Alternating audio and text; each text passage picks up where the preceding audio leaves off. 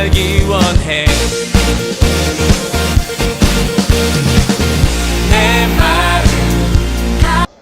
말은 오늘 성령 인치심에 대해서 하겠습니다. 에베소서 이제 1장 13절에 나오는데 이제 우리 성령 인치심에 대해서 하는데요. 성령에 대해서도 한번 해보고 싶었어요. 그래서 제가 오늘로 준비를 했으니까 오늘 우리 성령 인치심에 대해서 한번 뵙겠습니다. 그 안에서 너희도 진리의 말씀, 곧 너희의 구원의 복음을 듣고 그 안에서 또한 믿어 약속의 성령으로 인치심을 받았으니, 인치심을 받았다는 거예요. 그래서 이 인치심 받았다는 데에서 오늘 설명하겠습니다. 먼저 인치심 봅시다. 스프라기죠. 인치다, 날인하다, 봉인하다. 쉽게 말하면 도장 찍는 걸 이야기하는 거예요. 그렇게 보시면 돼요. 인치다, 도장 인자죠. 그래서 뜻은 이제 이렇게 인치고 날인하고 봉인하죠. 그 동사 이 스프라기조는요, 스프라기스라는 말에서 유래를 했는데요. 도장, 인장, 봉인이라는 말에서 나왔어요. 그래서 인치신다는 것이 바로 날인을 하는 거예요, 날인. 날인 아시죠? 서류에다 우리가 날인하잖아요. 도장을 찍잖아요. 그걸 이야기하는 겁니다. 그래서 이 동사 스프라기조는 주로 히브리어 하탐이란 말의 그 역어라는 것은 히브리어 하탐을 번역하면은 이런 말이 나온다, 이 말이에요. 번역했다는 이야기예요, 역어라는 것은. 그래서 인을 찍다, 봉인하다, 그런 뜻입니다. 히브리어도 마찬가지예요. 인을 찍다, 도장을 찍다, 봉인하다. 왜 우리가 중요한 서류는 도장을 찍어갖고 봉하잖아요. 탁 쳐내버리잖아요. 대여비 같은 거는. 그것을 이야기하는 것입니다. 자, 그러면 인침이란 뭔지를 우리가 한번 보겠습니다. 성령은 인친 것 같다. 성령은 인침이다. 하나님이 성령으로 우리에게 도장을 찍는다. 그런 말입니다. 우리 속에 성령으로 인을 친다 하는 것입니다. 다른 말로 바꾸면 인친다는 것은 하나님이 우리를 인친다는 성령으로 인을 쳐버린다는 거예요. 성령은 인친다는 그런 뜻이 있다는 걸 여러분들이 새겨놓고 이걸 들어야 됩니다. 기본적으로 딱 깔아놓으세요.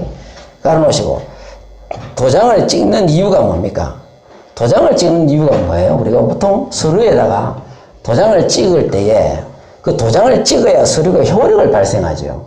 그리고 그 도장을 찍어야 내 것이 되잖아요. 내 것이 되는 거 아닙니까? 그래서 도장을 찍는 이유가 그겁니다. 바로 이거는 나의 소유다 이거야. 그래서 도장을 찍는 거예요. 하나님이 성령으로 인쳤다는 것은 인을 도장을 찍어서 이 사람들은 내게 속한 나의 소유다. 그런 뜻으로 성령으로 인을 친다는 이야기입니다. 근데 인침이라는 것은 뭔 뜻인지를 우리가 위에서 설명했듯이 바로 성령으로 인을 쳐서 하나님의 소유로 확정을 짓는 걸 이야기하는 거죠. 자, 여기서 보시면 디모데후서 2장 19절에 인침이 있어 일렀으되 주께서 자기 백성을 아신다 하며 주의 이름을 부르는 자마다 불의에서 떠날지어다. 인치고 성령으로 인치고 주께서 자기 백성을 아신다 이게. 인쳤을 때 주께서 자기 백성으로 인정한다는 이야기예요. 자, 봅시다. 인침의 의미, 도장이 찍힌 물건은 도장 찍은 사람의 물건이라는 뜻이잖아요. 그런 뜻입니다. 그런 뜻이에요. 그래서 우리가 여기 볼 때 자기 백성을 한다. 왜 이렇게 하죠? 나도 내 양을 알고 내 양도 나를 안다 하잖아요. 그러잖아요. 목자는 자기 양을 기가 막히게 합니다. 우리가 보면요, 양들 보면 다 똑같이 생겼어. 근데 목자들을 보면요, 다 구별해내. 이름을 다 붙여줘요. 니는 순둥이, 니는 뭐 착한 거, 니는 뭐 똑똑이, 다 알아요. 목자들은 그 양을 다 알고요. 양도 풀을 뜯어먹을 때 항상 목자를 주시합니다. 먹고 목자가 있나 없나를 아주 싫어해요. 그래서 목자의 음성을 알아요, 양은. 그래서 예수님이 나도 내 양을 알고 양도 나를 안다 이거야. 그 뭐냐면 인을 침으로 성령의 인을 쳤다. 도장을 찍힌 물건이 바로 도장 찍어서 하는 물건이지. 우리는 하나님의 것이라는 것을 이야기하는 거예요. 성령으로 인을 침으로 하나님의 소유된 백성이 됐다 하는 걸 이야기하는 것입니다. 그리고 여기 보시면요, 주의 이름을 부르는 자마다 불의에서 떠날지어다. 이게 무슨 말입니까? 거룩한 백성이 된다는 이야기거든요. 그러면 우리는 하나님을 닮은 자라는 이야기예요. 인을침으로 해서 하나님을 닮은 자. 보세요. 하나님이 자기 백성의 인을쳐가 성령을 우리가 보다 하나님의 자녀가 되잖아요. 아바 보시라고 그러잖아요. 그럼 우리가 하나님의 깨로부터 났어. 위로부터. 남아 하나님을 닮은 자라는 이야기예요. 뭘? 거룩함을 담는 거예요. 성령을 받고 거룩함을 담는데 왜 우리 이런 말 하잖아요. 아, 저 집 아들은 아버지하고 너 붕어빵이네. 그러잖아요. 딱 닮았다 그 말이에요. 바로 우리는 하나님과의 붕어빵이야. 꼭 닮았다는 이야기입니다. 그래서 자기 백성을 알고요. 인치면은 일단 자기 백성을 압니다. 왜? 인을 쳤기 때문에. 그리고 주의 이름을 부르는 자마다 불의에서 떠납니다. 왜? 하나님을 닮은 자가 되어서 거룩하게 되니까. 불의에서 떠나는 것입니다. 그리고 세 번째, 인침을 받은 사람은 다 주께 속한 자라는 뜻입니다. 성령으로 인침을 받으면 다 누구께 속했다고요? 전부 다 하나님께 속한 자라는 뜻을 이야기하는 겁니다. 그래서 여 제일 밑에 보면 뭡니까? 성령은 인침과 같다. 성령은 인침과 같다는 거예요. 이거 꼭 좀 기억하세요. 성령은 인침과 같습니다. 성령으로 인을 치니까 도장을 찍는다는 얘기죠. 자, 우리 여기서 딱 말하는 의미는 뭡니까? 인쳤다는 건 하나님의 소유다. 하나님의 백성이다. 골라고 넘어가고요. 성령 인침이란, 자, 인을 쳤다면 우리는 누구께 속했다고요? 주께 속한 자다. 인쳤다는 것은. 그 다음에 우리는 주님을 닮은 자. 이 두 가지가 꼭 성령의 인침의 의미가 있는 겁니다. 주께 속한 자고 인을 쳤다는 건 주님을 닮은 자다. 그런 뜻이 되는 겁니다. 그래서 우리는 다시 한번 말하지만 예수 그리스도의 붕어빵이다. 그렇게 생각하시면 되겠습니다. 자, 이걸 봐야 됩니다. 자, 인쳤다는 것에 대해서는 에베소 지역에 대한 문화적 배경과 지리적 특성을 알아야 돼요. 에베소 지역은 바다와 가까워가지고 산에서 나무를 잘라 강을 통해 보냅니다. 무슨 말이냐면요. 에베소 지역이 어디냐면 터키 지역이거든요. 그런데 에베소 지역에 여러분 지도를 보신 분 있는지 모르겠는데 지도를 보면요. 바닷가 옆에요. 그러면 나무를 갖다 산에가 벌목을 해갖고 강으로 띄어봅니다. 띄우면 강을 타고 내려가 바다 해변까지 와요. 이 나무가. 해변까지 옵니다.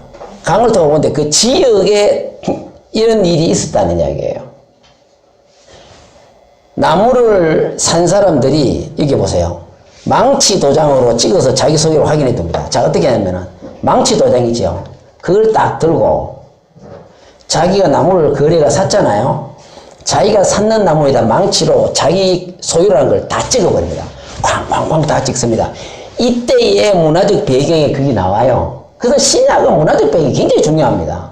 왜냐하면 사도 바울이 성경 말씀을 쓸 때에 그 지역에 있는 일 있잖아요. 일을 예를 들어 쓰는 경우가 많습니다. 라오디게아의 교회에 편지할 때 우리가 보면요. 라오디게아 교인들에게 뭐라고 그럽니까?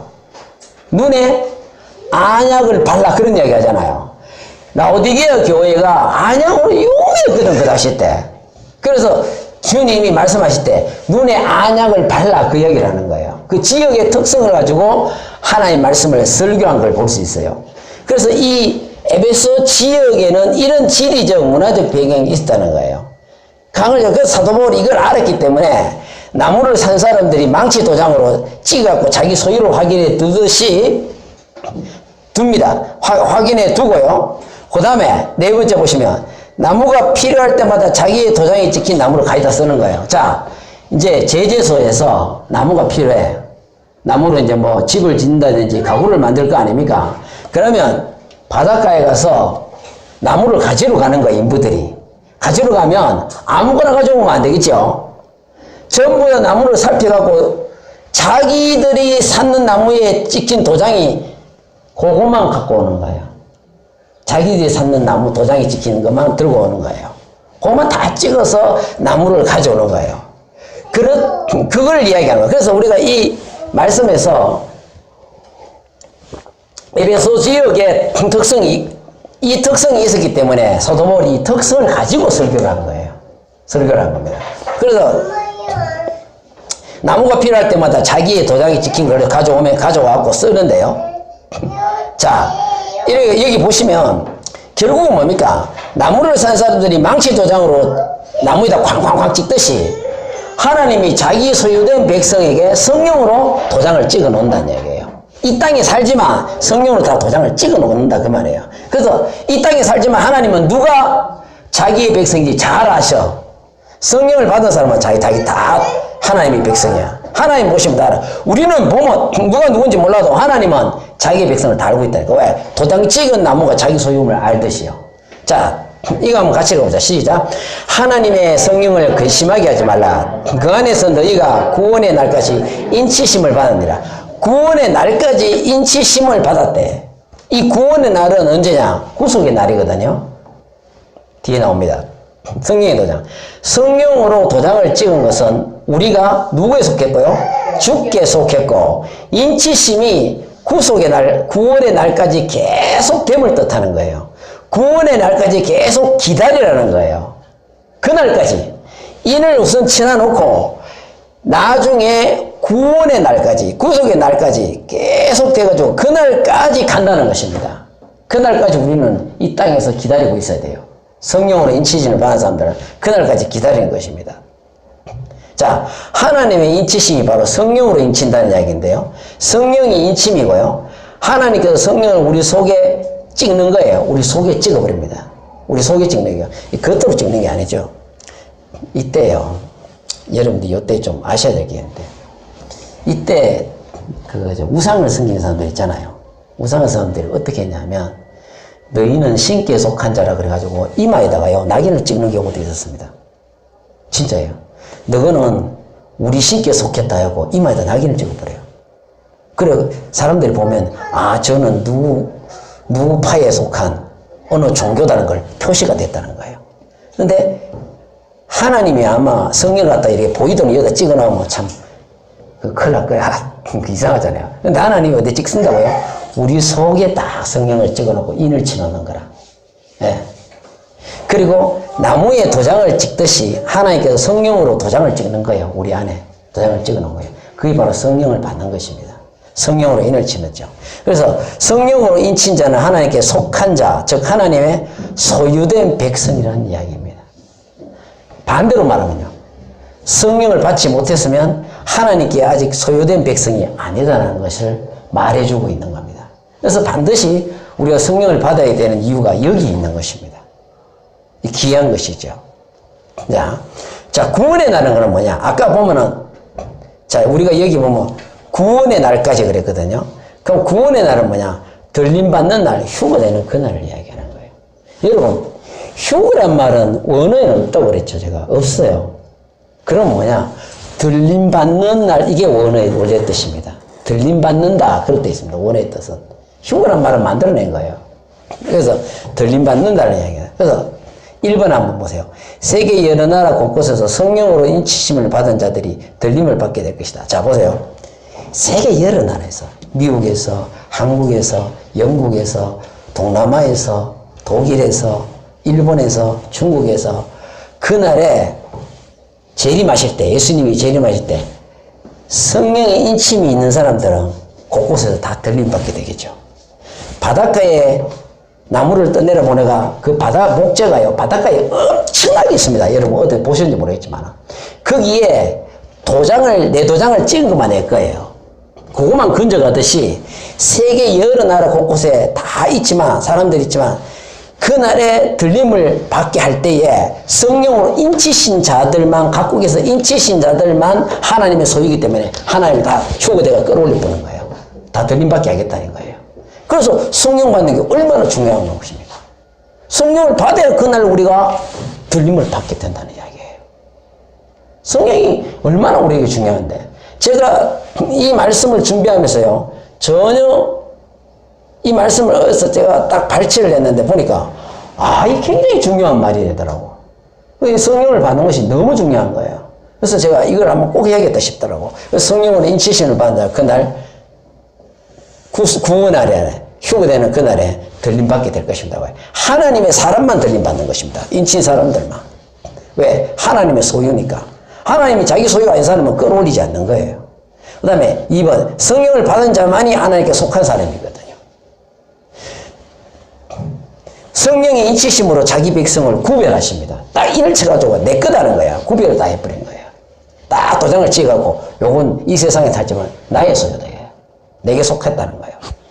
때가 차면 주님이 자기 백성을 들어 올릴 것입니다. 구원의 날까지 여러분 기다리시면 됩니다. 언젠가 여러분 성령을 받는다는 걸 다 그날에 주께서 들어 올려서서 공중에서 하나님 예수 그리스도를 영접하게 될 것입니다. 그 다음에 자 우리 한번 읽읍시다. 에베소 1장 있습니다. 시작. 이는 기업의 보증이 되사 그 얻으신 것을 송영하시고 그의 영광을 찬송하게 하려십니다. 기업의 보증이 되사, 이 기업이라는 말을 먼저 볼게요. 영원어로. 기업이라는 말은 클레로노미아. 이 기업이란 말이요, 상속 재산, 유산, 소유, 그런 뜻입니다. 번역을 기업으로 해놓은 번역은 제가 보기에는 좀 번역을 미흡해. 이렇게 번역을 해서 해야죠. 상속 재산이나 유산, 소유, 이렇게 번역을 해서 해야죠. 뭐요? 이는 상속 재산의 보증이 되사, 이렇게 해야죠.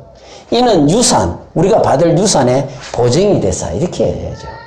이 보증이 됐다는 건 뭡니까? 성령이 바로 우리 보증이 됐다는 이야기거든요. 성령으로 보증했다는 얘기거든요. 우리가 기업으로 하지 말고 우리의 받을 상속 재산.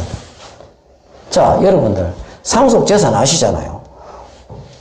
부모가 자녀에게 상속을 하잖아요. 하나님은 우리에게 하늘나라를 상속해 준단 말이에요. 우리가 장차 받을 그 모든 걸, 천국의 모든 걸 상속해 돼요. 그 우리가 유산으로, 우리 소유로 받게 되거든요. 바로 기업은 우리가 하나님께 받을 유산적 상속 재산이라니까. 이 기업은. 이 기업이 바로 우리 하나님께 받을 유산적 상속 재산이에요. 참 보면요, 상속 재산 때문에 얼마나 많은 사람들이 다퉈요. 어떤 집은 보니까 괌으로 여행을 떠났다가 온 가족이 다 죽었어. 다 죽어버린 거예요. 근데 사위가 그날 의사인데 안 따라갔어. 안 따라갔는데 그 사위가 하고 그 사위한테 돌아가더만요. 가족이 아무도 없으니까요. 사위한테 재산이 돌아가더만요. 재산이 엄청나게 많은 거야. 한 100억대 재산 되는데 그 재산이 사위에 돌아가는데 작은아버지하고 분쟁이 붙어버려가지고 몇 년간 싸웠는데 결국은 재판에 대법원 가지고 왔는데 사위 재산으로 되더라고. 상속 재산에는 그만큼 우리가 탐이 나는 겁니다. 우리는 반드시 하나님이 주신 이 기업을 상속으로 받아야 될 줄 믿습니다. 반드시 그날 우리는 이 하나님 주신 기업을 상속으로, 상속 재산으로 받아야 돼. 천국을 상속으로 받아야 돼. 이미 하나님의 나라를 소유하고 있다는 걸 암시하는 거예요. 우리가 이 하나님께 기업, 상속 재산을 받았다는 건 뭡니까? 하나님 나라를 뭡니까? 벌써 소유하고 있다고. 어디서? 이 땅에서 벌써 소유하고 있는 기라. 그걸 어떻게 알 수 있냐? 성령을 보증으로 받았거든. 그럼 우리 보증이 뭔지 보자는 말이에요. 자, 봅시다. 오늘은 봅시다. 보증은 뭔지 보자고요. 보증은 알라본이라고 해갖고요. 여기 보세요. 뜻이 첫해 불입금, 첫 지불금, 보증금, 서약, 담보, 보증이잖아요. 여러분, 은행에 돈 빌리면 어떻게 해요? 돈 빌리려고 하면 어떻게 됩니까? 가서 돈 좀 빌려주면 돈을 줍니까? 뭘 줘야 돼요?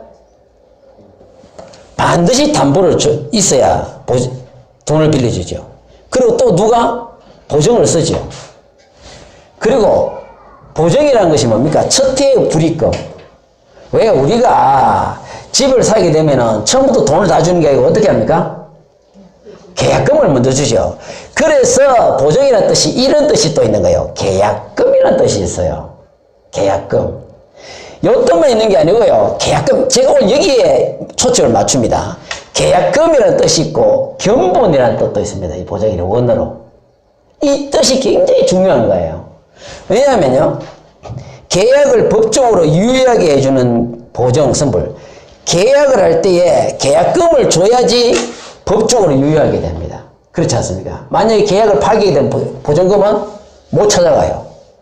그래서 이 성령을 보증으로 줬다는 것은 바로 하나님이 우리에게 계약금을 주고 견본을 줬다는 이야기가 됩니다. 자, 계약금이요.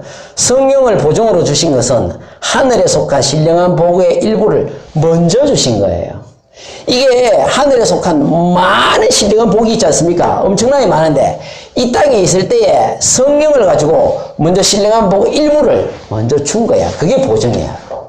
말하자면 계약금 쪽으로 먼저 줬단 말이에요. 나중에 하나님이 잔금을 지불할 때가 있다는 거야. 잔금을 지불하기 전에 성령으로 보증을 주고 하늘에서 신령한 복을 먼저 주신 거예요. 그게 바로 계약금이에요. 그래서 성령을 뭐라고 그런다고요? 보증이라고 그럴 때 계약금이라는 뜻이 있다는 걸 아셔야 됩니다. 인쳤다는 거는 계약금을 인을 쳤다는 것은 계약금을 이란 그런 뜻이 있다는 거예요. 그래서 세 번째 보면 하나님께서 성령을 계약금으로 삼으신 것은 약속하신 모든 것을 반드시 주신다는 걸 의미합니다. 계약금을 먼저 하나님이 줘가지고 이 사람은 나의 소유다 이거야. 지금 세상 사람들은 누구에 속겠습니까? 세상에 속해서 마귀에 속한 사람들이죠. 그들에게서 예수님이 십자가를 통해서 구속해가지고 피로 사신 교회래. 피를 값을 지불하고 우리를 하나님이 사오신 거예요. 그래서 성령으로 인쳐가지고 이 성령의 계약금으로 줘가지고 약속하신 모든 것을 미래에 반드시 다 준다는 것을 보증, 이 계약금을 통해서 우리는 알 수가 있는 것입니다. 잔금만 지불하면 다 우리 소유가 되잖아요. 우리가 집을 살 때 똑같은 것입니다. 자, 보시면요. 히브리서 6장 10절을 보면요. 사람들은 계약을 깰 수가 있어요. 그럼 하나님은 계약을 깨겠습니까? 안 깨겠습니까? 절대로 안 깨죠. 왜? 하나님은 약속을 기업으로 받은 자들, 약속을 기업, 이 기업은 아까 나온 기업 있죠? 그 원어가 틀립니다. 아까는 상속 재산이고요. 이거는 상속자 그런 뜻입니다. 상속자, 우리를 이야기하는 거예요. 상속자가 받는 그 자들에게 그 뜻이 변하지 아니함을 충분히 나타내요. 그 일을 맹세로 보정할 때 보정했다 이거야. 계약금을 줘갖고 우선 내 거라고 찍어놨다는 거예요. 그 뜻이 변하지 아니함을 절대로 하나님은 뜻이 변하지 않습니다. 계약을 파기하는 일이 없어요. 자, 이는 하나님이 18절에 거짓말을 하실 수 없는 이 두 가지 변하지 못할 사실. 하나님은 거짓말을 절대로 못한다는 거예요. 반드시 구속의 날에, 구원 날에 우리를 성령으로 인친 자들은 다 걸림받게 하실 것입니다. 더나아가 사람은 어겨도 하나님은 절대로 약속을 어기지 않습니다. 하나님은 거짓말을 하지 않고 또 뭐 못합니까? 두 가지를 했는데 또 뭐 못해요? 약속을 어기지 않는다. 약속을 반드시 지킨다 그 말이에요. 그래서 우리는 하나님께 인치는 바 하나님께 속한 자가 되는 겁니다. 견본, 이 또 견본이라는 말이 또 문화적 배경을 알아야 돼. 그 당시 풍습을 보면요, 땅을 살 때 계약금과 흙을 자, 땅을 사면 어떻게 하냐면 그 당시 때 이렇게 했어요. 계약금을 지불하잖아요. 그럼 주인이 어떻게 하냐? 자기 집에 흙을 퍼가지고요, 그 땅을 살 사람에게 견본으로 줬어요. 왜? 자기 흙을 딱 주고 그 견본으로 주면서 이 흙을 줌으로써 이 땅이 당신 땅이 된다 하는 걸 이야기하는 거예요. 그래서 보증으로 줬다는 말이 계약금이라는 뜻도 되고요, 견본이라는 뜻도 되는 거예요. 그래서 하나님이 우리를 성령을 줬다는, 성령을 인쳤다는 건 뭡니까? 하늘에 있는 신령한 그 복 중에 조금 일시적으로 견본으로 성령을 줬다는 거예요. 이 땅에서 맛보게 하려고. 자, 이거 나오세요. 3번 한번 보세요. 읽어봅시다. 시작. 견본을 주신 것은 하늘에 있는 것들을 먼저 맛보라는 거예요. 성령을 받아서 우리가 먼저 맛보라는 거예요. 저는요, 총각 때, 젊을 때, 성령 받았을 때요, 이 하늘에 있는 것들을 좀 맛봤습니다. 와, 한 2달 만에 성령 받았대요. 그 다음날 하루 종일 기쁜데, 세상에서 어떤 기쁜 일 만난 그 기쁨이 아니에요, 이거. 다르더만. 내 생에 그날을 잊을 수가 없습니다. 얼마나 기쁜지 모릅니다. 걸어가니까 날아가는 것 같고요. 뛰어가니까요, 하루 종일 내 마음속에 어떤 기쁨이 가득 차 있는데, 그 왠지 모를 기쁨이라. 세상에서 어떤 기쁨을 얻는 그 기쁨이 아니야. 길 가다가 돈 줘서 뭐 기쁜 거 그런 기쁨이 아니야. 어떤 하늘의 기쁨을 내가 느끼겠다니까. 하루 종일 가는데요, 얼마나 기쁜지 몰라. 그런 견본을 주셔서 성령으로 인쳐서 먼저 줘가지고요, 하늘에 있는 것을 먼저 맛보는 거예요. 아마 하늘에 있는 흙을 하나님 우리에게 먼저 좀 주신 건 똑같아. 맛보라는 거예요. 이 땅에 있을 때 성령을 통해서 기쁨을 맛보라는 거예요. 그래서 이 견본을 먼저 주신 거예요. 이 문화적 배경을 알면 우리가 쉽습니다. 그래서 여러분이 이 땅에 있을 때 지금 성령을 받은 분들은 하늘에 있는 것들, 신령한 복을 맛보고 있는 것입니다. 그것은 천국 가서 받을 거에 대하면요, 비교가 안 됩니다. 100분의 1, 1000분의 1도 안 될 거예요. 엄청나게 없고요. 그래서 죽었다가 살아 돌아왔다는 사람들이 간증 하나 보면요, 오기 싫더래. 얼마나 천국이 좋은지 오기 싫다는 거예요. 어떤 사람은 화를 막 낸다 하나 살려놨다고. 살려놨다고 화를 막 낸대. 너무 좋다는 거예요. 우리는 그래서 주님이 성령으로 인쳐가지고 계약금을 지불했고 견본을 주고 이렇게 했다는 것은요, 우리를 반드시 마지막 날에까지 구원하겠다는 이야기예요. 감사하십니다. 네, 보시면 자, 보정은 계약금이라는 뜻도 있고 견본이라는 뜻도 있다 했죠. 하나님이 성령을 계약금으로 주신 이유가 뭐냐? 오늘 우리에게 일부를 주고요, 일부를 줘놓고 장래에 뭘 준다고요? 전체를 다 주겠다는 거예요. 지금 일부를 줘놓고 장래에 전체를 다 주겠다는 겁니다. 그럼 우리는 하나님과 우리는 벌써 천국을 계약한 거예요. 왜? 뭘로 할 수 있냐? 성령을 받은 걸로 할 수 있는 거예요. 그래서 성령은 반드시 받아야 될 것이다. 받고 안 받고 그 문제가 아닙니다. 장래에 우리가 전체를 받는 약속을 받는 것입니다. 오늘 우리에게 주신 것은 품질이 장래에 주실 것과 똑같다는 거예요. 일부를 줬지요. 이것은 장래에 주실 것하고 똑같다는 거예요. 우리가 받을 그 신령한 복은 엄청나게 크다는 것을 이야기하고 있습니다. 성령을 받아 계약금으로 견본으로 주신 하나님께 감사를 드립니다. 그 다음에 성령이 인치심. 성령으로 인친 것은 우리는 하나님의 소유라는 것 다시 한번 확인합니다. 인친 것은 하나님의 소유입니다. 우리는 전부 하나님께 속한 자예요. 성령으로 보정으로 주셔서 견본으로 계약금으로 주셔서 장래에 천국에 속한 전부를 주시겠다는 거예요. 천국에 속한 걸 전부를 주겠다는 약속을 뭘로 줬냐? 성령을 통해서 우리에게 줬다는 거예요. 줘가지고 그래서 우리는 앞으로 전체를 축복으로 천국에 속한 전체를 다 받게 될 것입니다. 하나님께 감사드리고요. 요한복음 3장 5절 우리 마지막으로 한번 읽어봅시다. 시작. 예수께서 대답하시되 진실로 진실로 네게 이르노니 사람이 물과 성령으로 나지 아니하면 하나님 나라에 들어갈 수 없느니라. 진실로 진실로 네게 이르노니 사람이 물과 성령으로 나지 아니하면 하나님 나라에 들어갈 수 없느니라. 성령을 받아야 하나님 나라에 들어갈 수 있습니다. 보세요. 우리가 나중에 마지막 날에 예수님이 재림할 때 공중에 재림하시면 주님이 세계 곳곳에서 자기 백성을 끌어올릴 거예요. 끌어올리실 때 성령으로 인침을 받은 자기 소유들만 탁 변화시켜서 끌어올리게 될 것입니다. 우리는 하나님께 속한 자로서 성령으로 인침을 받은 자로서 감사하셔야 되고요. 들림받는 그날에 다 휴거되셔서 예수님을 영접하시는 여러분이 되시기를 예수 이름으로 축원합니다. 예수 나의 영혼의 구세주